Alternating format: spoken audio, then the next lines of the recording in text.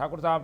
कांग्रेस को क्या लग रहा है, जब मामला सुलझ रहा है श्रेय मिल जाएगा, उसके पहले ही आप लोग ने एक नया पॉइंट जोड़ दिया, इंद्रावती को भी ठीक करो। देखिए मोहन जी, ये जो महानदी का जो जल विवाद है, जो उड़ीसा के साथ जो चल रहा है छत्तीसगढ़ का, वो 2016 में बहुत तेज़ी से बढ़ा और उसके बाद 2018 में उड़ीसा की जो सरकार है वो केंद्र के जो पास अपील करते हैं कि जो विवाद है उसमें उसको हानि हो रही है और छत्तीसगढ़ में पानी खपत ज़्यादा हो रही है, दोहन। और 2018 के बाद जो है इस विवाद को निपटाने के लिए केंद्र सरकार के द्वारा एक न्यायिक प्राधिकरण बना दिया गया, जिसमें 47 बिंदु तय किए गए जो महानदी के जल बंटवारे को लेकर, पर्यावरण के दृष्टिकोण को लेकर, यहाँ के जल संरक्षण को लेकर, उड़ीसा के जो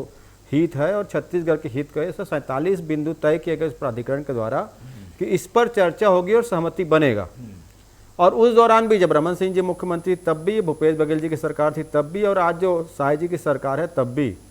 इन तीनों सरकारों ने उस दौरान भी समझौता का प्रयास किया कि मामले को आपसी समझौते में इसका निपटारा कर लिया जाए, ताकि न्यायिक प्राधिकरण में जो बातें जो जा रही है उसमें लंबे समय लगे उसका हल मिल जाए। लेकिन समझौता कभी भी स्टैंड इसलिए नहीं हो पाया क्योंकि जल को लेकर कोई जो नीतियाँ जो बननी चाहिए कि भाई महानदी में कितना जल है जो छत्तीसगढ़ को मिलता है, कितना जल है जो उड़ीसा को चाहिए।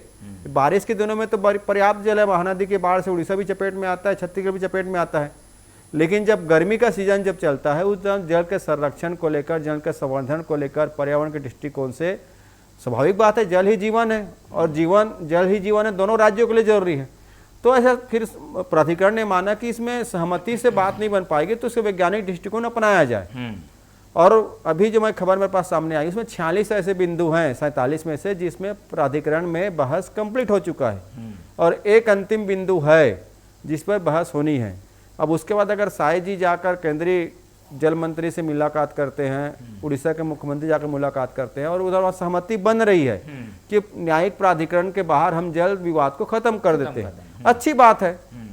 तो स्वाभाविक बात है जब जल विवाद को खत्म किया जा रहा है महानदी जल विवाद को लेकर, तो अगर बस्तर में ही इंद्रावती का जल विवाद भी उड़ीसा के साथ में है उसका भी समाधान होना चाहिए ताकि दोनों राज्यों की जनता को उसका लाभ मिल सके, दोनों राज्यों की सरकार के बीच का तनाव कम हो सके और जो जल जो सभी के लिए आवश्यक है